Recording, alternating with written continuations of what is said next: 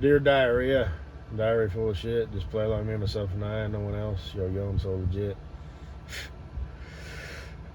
Figured I'd do a quick audio presentation just sort of to state my case, because like I said, I'm going to start petering out, maybe do an audio presentation every 2 weeks, every month, never, whatever. Oh, like when I get my deuce and a half, or whatever, I might, I'll post that up, I don't have a GoPro, so I'll just, tape the phone to the windshield or something, or just, I don't know. But, wedge it, between the windshield and the dash if they're, I don't know, whatever. But, like I said, not shutting the channel down, there's no reason for that. That would be way too much effort, but that was kind of an ill-conceived thing. There's just no reason to do that. But I gotta itch my eye. I kind of got some pending stuff, and I don't owe anybody an explanation or anything, but figured I'd just sort of state where I'm at. I'm up here in Grand Junction, and like I said, when I first talked to this guy, he would text me or call me back either the same day or the next day, and now he doesn't call me back at all. He just will not talk to me on the phone, and he texts me back, like 3 or 4 days later, if at all.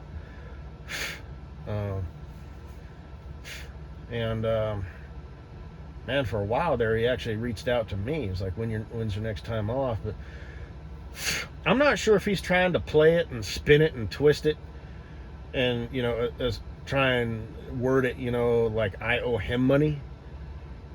Like I paid him $7,000. And he said, if you change your mind, I'll give you your money back. And for a while there, he was, I'm kind of having second thoughts about selling my truck. So this guy's shifty. This guy's not, a stand-up guy.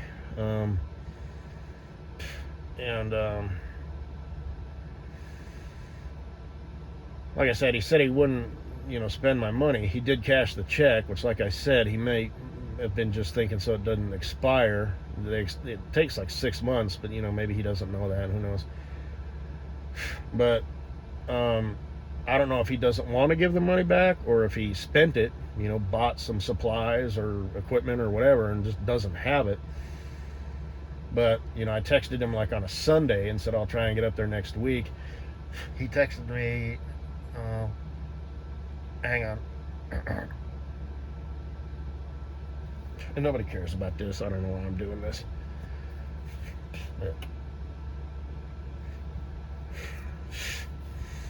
I said, I'll be up there, Thursday or Friday. I think I texted him on a Tuesday, maybe. I don't remember. And he's all, and you're going to take your truck back? It's like, no. And, I texted him yesterday. I don't remember, but I texted him once, called him once. I'm up here. I texted him. I'm going to stay here for the rest of the day. I could go back, back to the yard. But I'm not going to tell. I'm not going to ask because there's a saying. You can either ask for permission or ask for forgiveness. So if I ask for permission, they're going to say, no, you got to handle that stuff on your own time, because I'm just sitting. I'm not making money. Okay. I'm not going to leave till tomorrow morning at like 9 o'clock, maybe even 10. Tomorrow's my go home day. So rather than get back tonight, and if I really wanted to hustle, I could get another load and get like an hour, and 50 miles down the road. I'm going to fuck around. And this is, I'm saying this, and, there's a record of everything that I'm not worried about that. I don't worry about much of anything. Same thing with like the texts and whatnot. That's why I'm going to keep it short and sweet, if that's what it boils down to. But I'm not going to do that.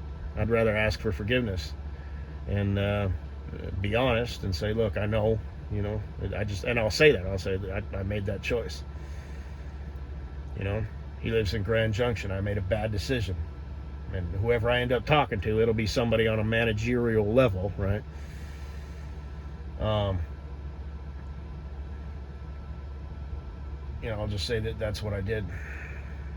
So I'm not driving the truck anywhere, I'm off duty and all that good stuff, but technically I'm not, this truck isn't moving, positioning me, to make more money, because if the company pays me a cookie, that's all fine and good, but I make the company 10 cookies, and 5 of those, get pumped back into just running the company and keeping it afloat.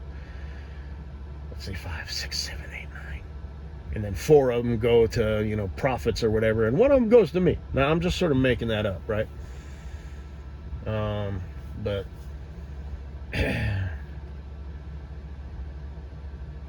so if I'm sitting here thinking, a big deal, it's like, okay, that's maybe not a big deal for you, but for the company who employs you and pays you to do a job, it's kind of a big deal if you just choose to, waste 6 hours and call it a day, at 1 o'clock in the afternoon, instead of, driving back, your 288 miles. And if you really wanted to be a winner, getting the next load and, making progress towards that delivery, 50 miles down the road. So I said it. I'll say it again. But so he's ducking me. I texted him and said, I'll be here, I'm here. Are you available, today or this evening? I didn't say I'm going to stay till tomorrow, but I am.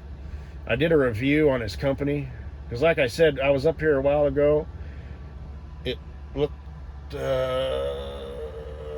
like, had the truck parked up next to the fence, kind of at an angle next to a vehicle, like they were both for sale, but none of them had a for sale for sign in it. So I remember I did an audio presentation thinking, well, was he trying to sell it out from underneath me, get more money? I don't know. It doesn't matter. This guy's not a stand-up dude. He's shifty. He won't talk to you. He's a beat around the bush kind of guy. But there's no for sale sign in the window, but he had the name of his company, on the fence. I come up here again. That was just me a couple weeks ago, just by chance I was up here. Now I requested to come up here. The truck and the vehicle are gone. I can't see them. They might just be hidden. He's got like a garbage truck that takes up a lot of space, and he's got a bunch of vehicles parked along the fence. And the sign on the fence is gone with a number. Maybe somebody stole it. The wind blew it. He took it down on purpose. I don't know. Is he going into business? Is he moving away? I don't know. But I looked up his company and the reviews and stuff. There's not a shit ton of reviews, but enough, where the reviews that he got is bad. It's 3 out of 3 out of 5 basically. And the guy had pictures and was using his first and last name, and they came out and fixed it, and it's still crap. And I talked to code inspectors and other companies, and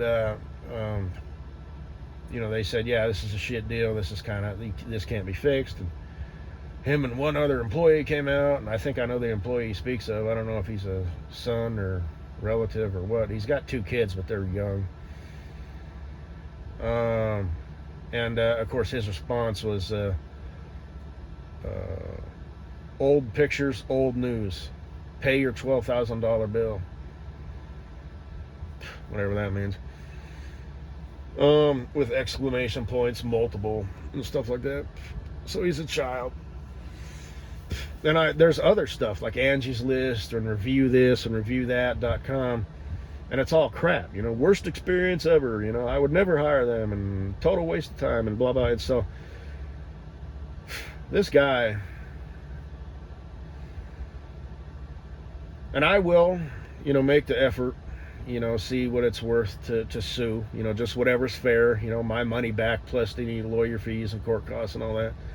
I'm not going to be spiteful, and try and get any more or anything. But if that doesn't work out, I will do the text, you're kind of a piece of shit, like I said, keep it short and sweet, and only the one swear word so it's not hostile. and it also doesn't give him a crumb like I'm upset. But it sounds like this guy is a piece of shit. And he's not exactly living his best life now. You know what I'm saying? So he's like I said. Well, it's like my future bestie Cool Breeze has said before. It's like reality will get these people. They're stupid. They're struggling to make ends meet and stuff, and it's like, well, okay. I mean, he's not a pushover. He's just saying, take comfort in that fact or whatever. It's like these people are not,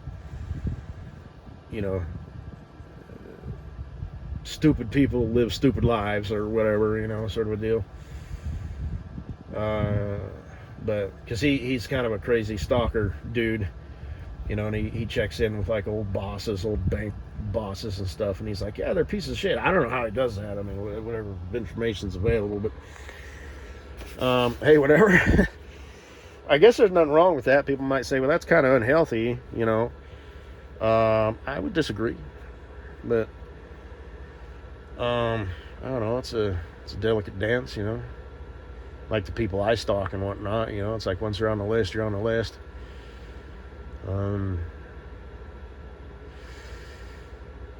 I guess no harm, no foul. But I guess same thing with doing these out of your presentations. I don't know. These are stupid, though. They've been stupid for a long time. But and the future ex-wives and stuff. I mean, come on now. My future bestie. I'll be calling you real soon. Future bestie, look here. I'm never gonna contact you, so feel free to continue to be a secret fan. Like I said, the audio presentations are pretty much gonna go away, disappear completely, at least in the nature that they are now.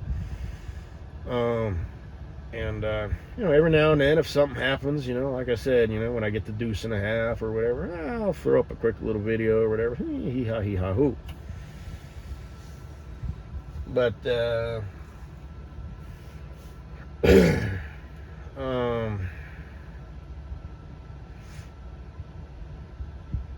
and I'll mention, those your kids don't stand a chance, of growing up to be decent human beings with you as their father. Buy them a nice birthday gift, if you haven't spent that money irresponsibly already. Got it tied up in dead end money losing ventures. Take the missus out on a nice dinner date, or take the whole family out on vacation, my dime. I will be insulting, but I will not swear, and I will not be threatening or hostile. You know what I mean? It needs to be those two things. Not hostile towards him, and don't show any anger or anything on my side, because I'm really not. I mean, that's not gonna break me, not even close. It's kind of a stomp on the foot, but it's not a gut punch. Shame on me, live and learn. Not that I necessarily believe in that or give it a lot of stock, but like I said, the universe, both of these dudes, the one with the deuce and a half, his place of business where this deuce and a half is directly across from a place where I can conveniently go to and park and walk across the street. This dude here, same exact deal. I don't know if he lives around here, and I am not gonna, drive up here in my personal vehicle and wait in front of his house or anything like that. It's just not worth it. You can call me a coward if you want to. That's fine. I guess I'm a coward. Now, I happen to know a thing or two about people who, make assumptions like that, hate whores and whatnot. But no, I'm not doing that. I am not driving up here, even if he lives close. Well, hell, even then, you know what I mean? Because I can look up where he lives. That's not a problem. But I don't know if he lives around here or like 5 miles away, and this is just where he has this yard where he parks his vehicles or what. But no, I'm not going to do that. I'm not going to leave a note in his mailbox or anything like that. It's either, text, phone, or man-to-man. Okay? And when I say man to man, that does not mean me waiting in front of his house and then I see him get out and I get out and, hey, how you doing? Nope. I'm not doing that. That's going to be a turn, you know what I mean? I'm not doing that. So, not even for $7,000. I don't know if he has a wife, you know what I mean? But think about that for a minute. Paid horse, calm down, step outside yourself. You're already an irrational person. You just stole a large amount of money from somebody. Now this person knows where you live, and they are patiently waiting in front of your house. You as a rational thinker, are you going to be calm and collected? I don't think so. So, and I just don't want to open that door. So, and like I said, for you fucking cowards out there, well, I'd get my money. No, you wouldn't. You really wouldn't. If there's any dudes or any of my future ex-wives, well, my man will get my money or get his money. No, he wouldn't. He might try. He might go in there, you know. How's that gonna work out? You know. So I'm not gonna do anything unless it's worth my time. You know, people generally don't do anything unless they know they can like win. And like I said, this is not the Old West. If it was the Old West, I'd be sitting on your porch, rocking in the chair, smoking a fucking cigarette. I don't smoke, but you get my point, right? Hey, dude, how you doing? To oversimplify things, but no, we do not live in that world. There is a law for damn near everything. And you don't get to do the vigilante, take matters into your own hands sort of thing, you know. So the answer is no. I know we all think I'm this 10-foot tall, hard ass, badass, commands respect and admiration and takes control of any room he walks into. Not so much, I'm not too good with my words and shit, and I'm a pretty smart guy, but like I said, I'm a diesel engine. I don't rev very fast. I'm slow off the line. I can lug like a motherfucker. I got a lot of torque, I last, diesel engines, they're overbuilt. They last forever. You take care of them. I mean, you can get, 10,000 miles out of a goddamn fucking, 5.7 liter, Cummins turbo diesel engine if you take care of that bitch. So, same thing with the big engines. Millions of miles. And then you can, overhaul them. Diesel engine. But I'm slow. I'm clunky. I don't accelerate fast. I don't rev high.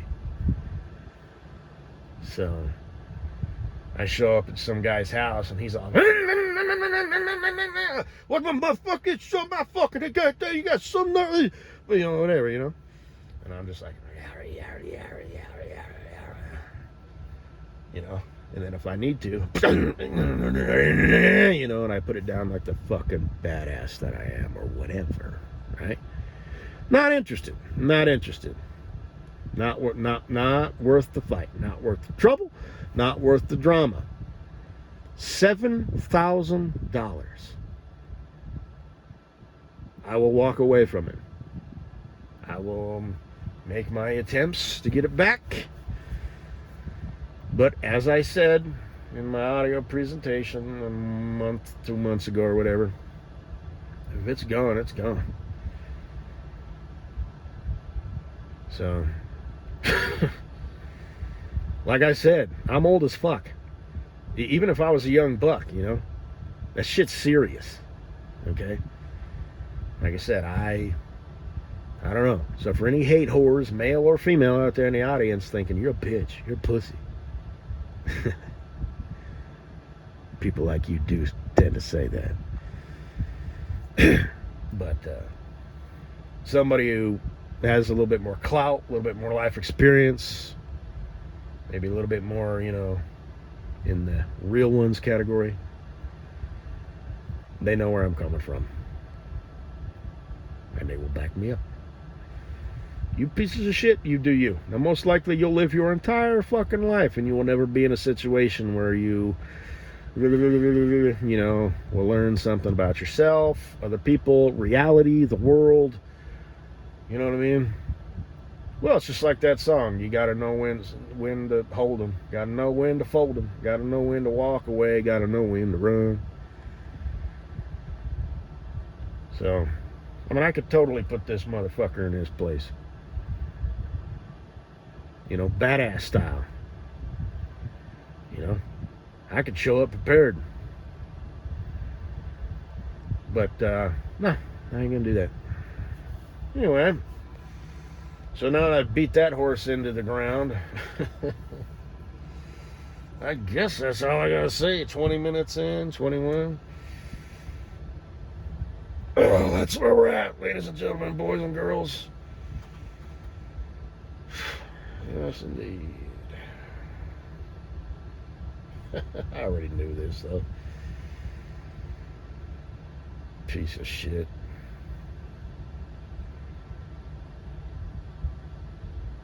So, and I'll think of some other words, you know what they say about, thieves and liars, and you're both. So, and I'll mention that. I'll be like, yeah, I looked up your reviews. Boy, you're a stellar, real stand-up guy, you know it. Hey, man, I wish you the best. And I'll flip it, you know what I mean? It's like I was being sarcastic, but at this point, I think you need, that money's probably already gone as if you never had it in the first place. So, hey, man, I wish you the best. And again, don't, just word it like this. I say, I know you're a family man, which is a damn shame, so I wish you the best, because you've got other people who kind of count on you. So, and you kind of seem like a low-life scumbag to me. So, stay strong, brother. Upwards and onwards. The sky's the limit. Have a good day.